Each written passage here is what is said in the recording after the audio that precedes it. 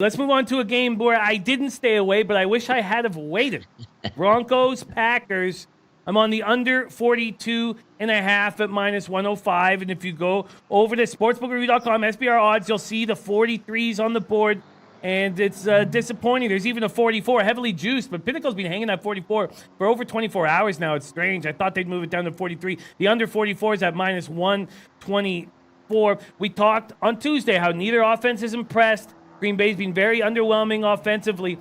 But let's look at it a little deeper now on this Friday show. Denver hasn't forced a turnover or a sack. What is going on with this Broncos pass rush? Why are they not as dangerous as we had imagined? And then we have Fangio, who's gone up against, as the Bears defensive coordinator from 05 or from 15 to 18. He went up against the Rodgers-led Packers and had very bad numbers against them. 1-4 in games in Green Bay, 2-5 in matchups all told. Aaron Jones, 116 yards, touchdown, 23 carries, and the Packers win against the Vikings.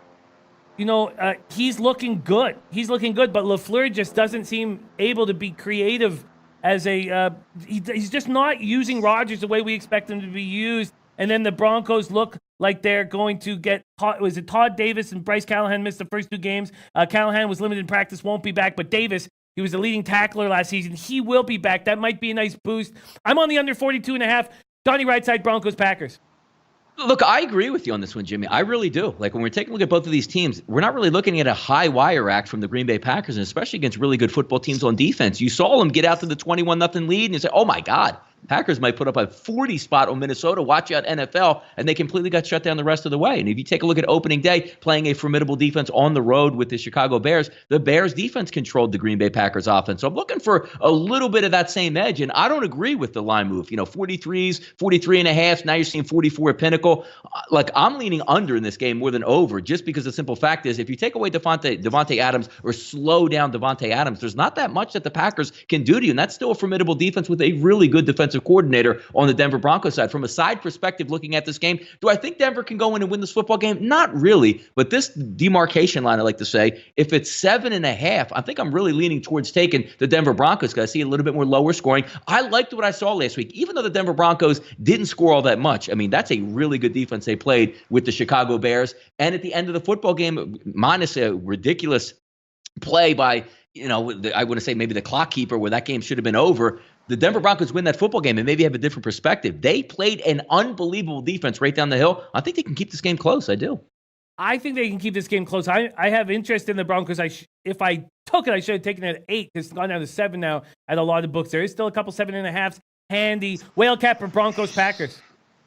Yeah, I mean, I'm in the same boat as you, Jimmy. And when you're not winning, sometimes you're not seeing the board well, and this is a good example of that. I expected this to continue to go down. I played the under early in the week, and seeing it tick up makes absolutely no sense to me. These are two offenses that I think are generally struggling to find consistency, struggling to find an identity right now. And I regret not playing the Broncos. I think that was probably the correct side here.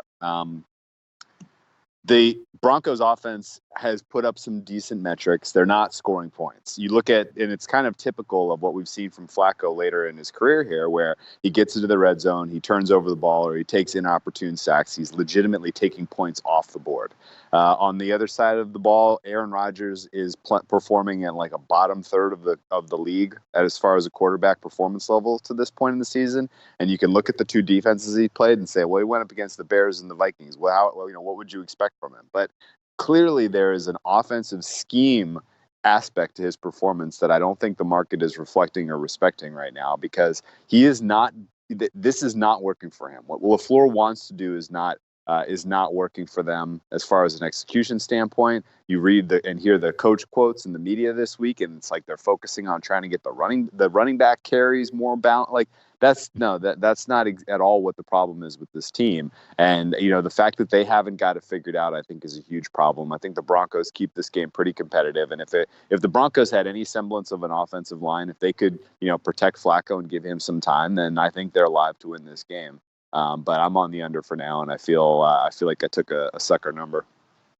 Yeah, it's irritating that feeling, and it's the only one really that it's affecting me in that way. We've beaten a lot of numbers this week, but that one surprisingly has gone up. Victor Lou says Packers easy cover. Jake Bell says Green Bay isn't pulling away in this game. Craig 77 said Flacco a shell of his former self. And interesting stuff here. LA bout a bag though says Broncos won't be able to score much in Lambeau against this defense. And Vitalis said if I can get +8, I would take the Broncos right now.